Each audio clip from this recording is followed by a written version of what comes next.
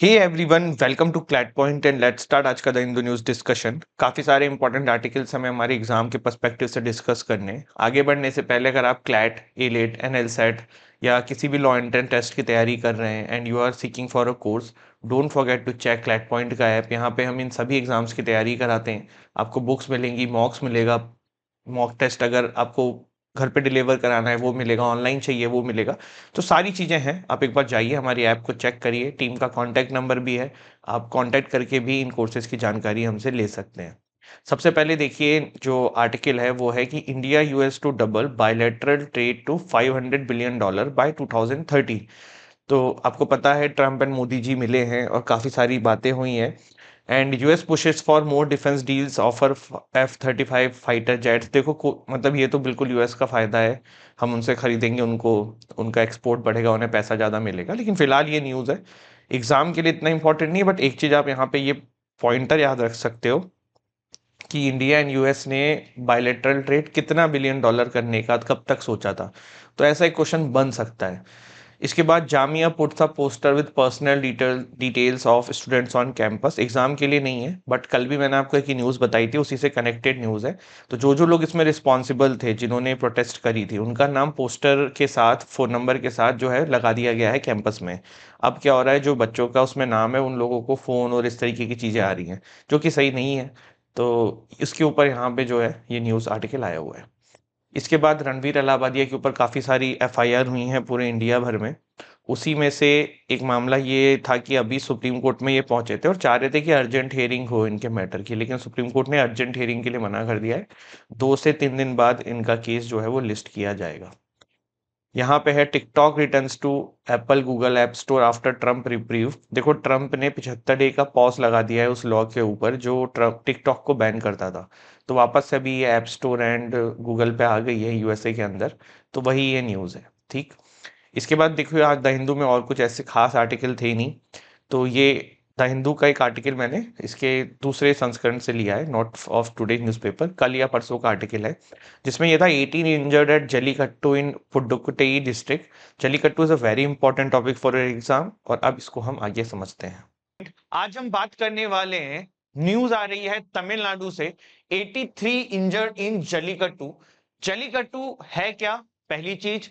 दूसरा कि ये इवेंट इतना ज्यादा मतलब रिस्की है, तो फिर इसको होने क्यों दिया जा रहा है। एंड तीसरा कि हमारे देश की कोर्ट्स में इसको लेके काफी सारे मामले गए। तो वो पूरी इतिहास से लेके सारी चीज जो है हम जानेंगे। आगे बढ़ने से पहले, if you are new to this channel तो don't forget to subscribe us. And if you are preparing for CLAT, NLSAT, CLAT 2026, NLSAT 2026, NLSAT 2025, CLAT 2027, don't forget to check our courses. Description में हमारे app का link है, हमारे website का link है, हमारी team का कॉन्टैक्ट नंबर भी है, जहां पे आप कॉन्टैक्ट करके जानकारी ले सकते हैं। अब बच्चा लोग, सारा ध्यान आप लोग स्क्रीन पे ले आइए। देखिए क्या है न्यूज। न्यूज ये कहती है कि 83 इंजर्ड इन जलीकट्टू। अब सबसे पहले तो जो लोग नए हैं या जिनको नहीं आइडिया है, तो they should know what is this Jallikattu. तो देखिए, जलीकट्टू जो है ना, एक ट्रेडिशनल स्पोर्ट्स है जो कि तमिलनाडु में पॉपुलर है। मैं लॉजिकली एंड सारी चीज समझाने से पहले आपको ना इस इमेज के माध्यम से समझाना चाहता हूं। आप लोगों ने, देयर इज अ मूवी जिंदगी ना मिलेगी दोबारा, तो उसमें आपने देखा होगा कि कैसे बुल को रोकने की कोशिश करते हैं। तो उसमें यह भी दिखाया गया था कि वो कितना रिस्की होता है। इसी तरीके से ये स्पोर्ट्स क्या है कि इस तरीके की बुल होती है, ठीक है। ये जो पोर्शन होता है ना बुल का, इसको बोलते हैं हम। अगर कोई बंदा बुल के हम्प को पकड़ लेगा, तो वो जो बुल है ना, वो उसके कंट्रोल में आ जाएगी, ठीक। ये एक्चुअल में रियलिटी है कि जो बुल का हम्प होता है, अगर आपने उसको पकड़ लिया तो बुल जो है फिर शांत हो जाएगी। अब यहाँ पे क्या हो रहा है, यहाँ पे इस स्पोर्ट्स के अंदर बुल के हम्प को पकड़ने की कोशिश की जाती है, क्योंकि बुल कोई बिल्कुल चुपचाप रहने वाला जानवर तो है नहीं, बहुत ही ज्यादा एग्रेसिव है। तो इस वजह से बहुत सारी चोटें लगती हैं, देर आर इंसिडेंट जब लोगों की डेथ हो गई है। अब एक और चीज है, देखो क्या होता है, देर आर पीपल जो पार्टिसिपेट करते हैं इसके अंदर, कि बुल को हमको कंट्रोल करेंगे एंड जीतेंगे। एंड देर आर पीपल जो बुल को पूरे साल भर ट्रेन करते हैं इस स्पोर्ट्स के लिए। उनको काफी सारा वायलेंट तरीके से ट्रेन किया जाता है, मार के इस तरीके से कि वो किसी के कंट्रोल में ना आ पाए, उनका हम्प कोई पकड़ ना पाए। इस वजह से काफी समय से हमारे देश में जल्लीकट्टू को लेके मामला चल रहा था।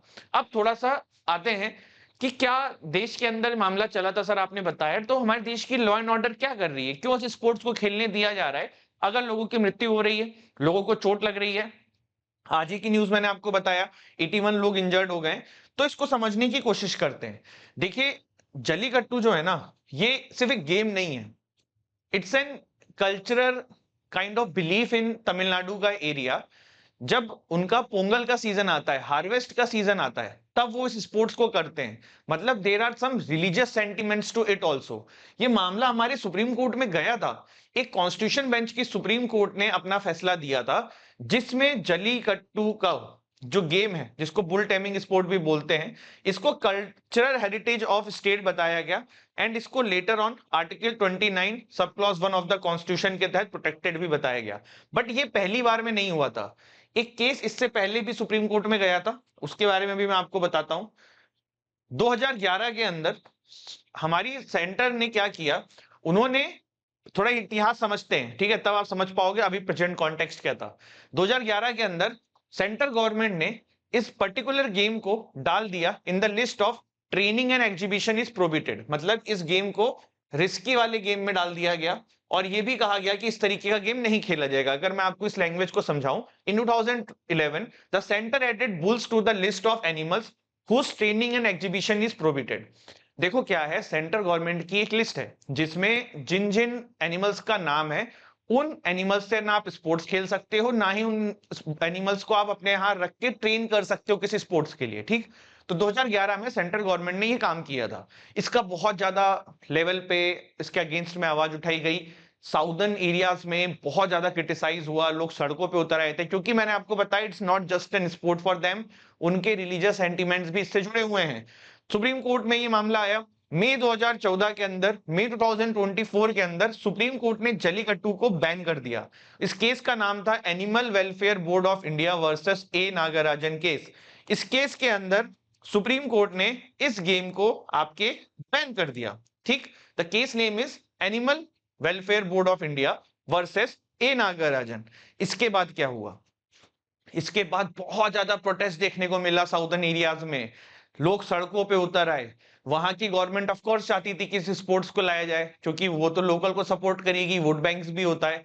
तो उन लोगों ने इसको खत्म करने के लिए, सुप्रीम कोर्ट के इस फैसले को खत्म करने के लिए क्या किया, उन लोगों ने सुप्रीम कोर्ट के इस फैसले को खत्म करने के लिए एक एक्ट है जिसका नाम है prevention of cruelty to animals Tamil Nadu amendment act 2017 and prevention of cruelty to animals conduct of jallikattu rules of 2017।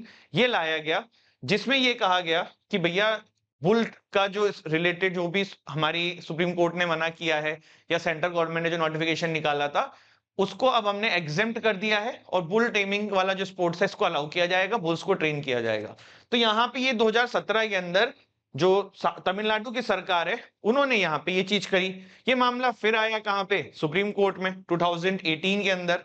And फिर सुप्रीम कोर्ट की लार्जर बेंच के पास ये मामला आया, जिसके अंदर ये फाइनली कहा गया कि जलीकट्टू को खेलने दिया जाए। क्यों, मैंने आपको बताया, क्योंकि लोगों के लिए सिर्फ स्पोर्ट्स नहीं है, it's there is a religious sentiment to it जो उनके यहाँ पे हैं, और जिस वजह से वो ये चाहते हैं कि भैया ये स्पोर्ट्स को कंटिन्यू किया होने दिया जाए।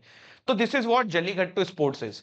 अब ये न्यूज में आपको हर साल मिलेगा, और जनवरी के टाइम पे ज्यादा मिलेगा, क्योंकि जनवरी में मैंने आपको बताया पोंगल के टाइम पे इसको खेला जाता है। It is celebrated in the month of January during the Tamil harvest festival Pongal, ठीक। अब यहाँ पे देखो, देर आर पीपल जो कहते हैं कि इसका गेम नहीं होना चाहिए, and there are a huge section of people जो कहते हैं कि ये होना चाहिए। तो दोनों ही एस्पेक्ट को हम समझने की कोशिश करते हैं, ठीक है। तो एक अपन ऐसे ड्रॉ कर लेते हैं, ठीक। इधर है कि ये लोग कहते हैं कि होना चाहिए स्पोर्ट्स, देर आर पीपल जो वो ये कहते हैं कि इसको नहीं होना चाहिए, ठीक। तो जो कहते हैं कि इसको होना चाहिए, तो पहला पॉइंट तो वही है जो सुप्रीम कोर्ट ने बोला, 29 सब क्लॉज 1 हमारा जो कॉन्स्टिट्यूशन का फंडामेंटल राइट है, उसके तहत लोगों का अधिकार है, वो अपने भैया जिस तरीके से अपने कल्चर को प्रिजर्व करके आगे बढ़ाना चाहें वो करें, उनका जो रिलीजियस सेंटीमेंट है वो आगे बढ़ाएं। तो ये एक पॉइंट है। दूसरा ये कि भैया ये रिलीजियस सेंटीमेंट के नाम पे फिर कितनी चीजें दी जाएंगी। देखो यहाँ पे ऐसा नहीं है कि सिर्फ इंसानों को दिक्कत हो रही है। आप अगर इनकी वीडियोस देखेंगे ना, मैं आपको बताऊंगा जो बुल्स इसमें यूज होती हैं उनको बहुत ज्यादा हार्श तरीके से रखा जाता है पूरे साल भर, क्योंकि there is amount bounty to it ना। अगर जो बंदा कंट्रोल कर ले गया तो वो जीत जाएगा, बट अगर बुल नहीं कंट्रोल में आई तो बुल का जो ओनर है वो जीतेगा। तो देर आर पीपल जो साल भर इसके लिए अपने बुल्स को तैयार कर रहे हैं बहुत हार्ड सिचुएशन में।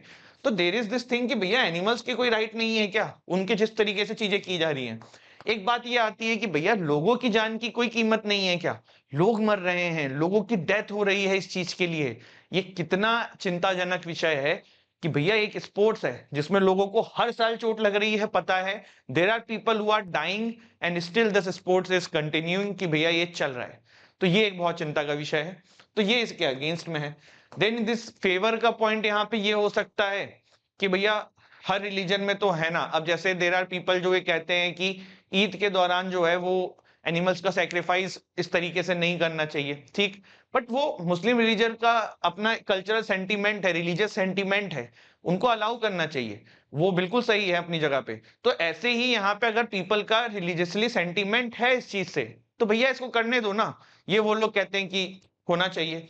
देन अगेन कि भैया रिलीजन के नाम पे आप ये थोड़ो करने दोगे कि भाई बुल्स को हार्म पहुंचा रहे हो, एनिमल वेलफेयर वाले इसके अगेंस्ट में रहते हैं, पेटा वाले इसके अगेंस्ट में रहते हैं, तो ये चीजें हैं, there are all these stuffs जो आप इसमें कर सकते हो। बट ये जो पॉइंट मैंने आपको समझाया ना, क्यों होना चाहिए क्यों नहीं होना चाहिए, एग्जाम के लिए आपके इंपॉर्टेंट नहीं है, इट जस्ट कि आप क्रिटिकल थिंकिंग अपने डेवलप करें कि क्या हो सकता है, ठीक है।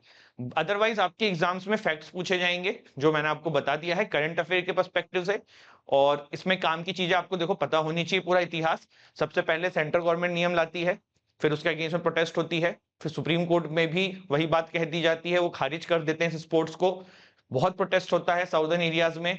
देन 2017 में वहां की सरकार एक स्टेप उठाती है जिससे किसी स्पोर्ट्स को वापस ले आया जाता है, उसके अगेंस्ट में फिर मामला सुप्रीम कोर्ट में आता है, एंड देन कॉन्स्टिट्यूशनल बेंच बैठती है, एनिमल वेलफेयर बोर्ड वाला जो केस है वो होता है, और उसके तहत सुप्रीम कोर्ट जो है ये कह देती है कि भैया इस स्पोर्ट्स को खेलने दिया जाए। बट समय समय पे हर साल ये आवाज उठाई जाती है कि ये स्पोर्ट्स को क्यों खेलने दिया जा रहा है, जैसे कि आज की न्यूज आप देखिए, 83 इंजर्ड इन जल्लीकट्टू इन तमिलनाडु। और ऐसा नहीं कि सिर्फ तमिलनाडु में ही खेला जाता है, कि काफी सारे साउदर्न आपके जो स्टेट्स हैं वहां पे खेलते हैं, जैसे कर्नाटका में कंबाला नाम का स्पोर्ट्स है, सेम चीज है, बस वहां पे इसको कंबाला बोला जाता है, ठीक है। तो ये this is about this particular thing, and I hope आपको ये टॉपिक समझ में आया हो। If you have like this video don't forget to subscribe us, like this video, and एक क्विज का क्वेश्चन है मेरा आप सभी लोगों से, मुझे जरूर बताइएगा, ठीक है। क्वेश्चन ये है कि जो हमारी गवर्नमेंट है जिन्होंने 2011 में चेंज किया था, मैंने आपको बताया था, तो वो किस पर्टिकुलर लॉ के अंदर उन्होंने वो चेंज किया था जिसमें उन्होंने बुल्स का नाम डाल दिया था कि भैया बुल्स की ट्रेनिंग एंड बुल्स से रिलेटेड स्पोर्ट्स अब नहीं अलाउ किए जाएंगे। थोड़ा इस पे सर्च करिएगा, कमेंट सेक्शन में बताइएगा, this is going to help you, and इसको अपने नोट्स में भी इंक्लूड करिएगा। This is it, thank you so much, जय हिंद जय भारत।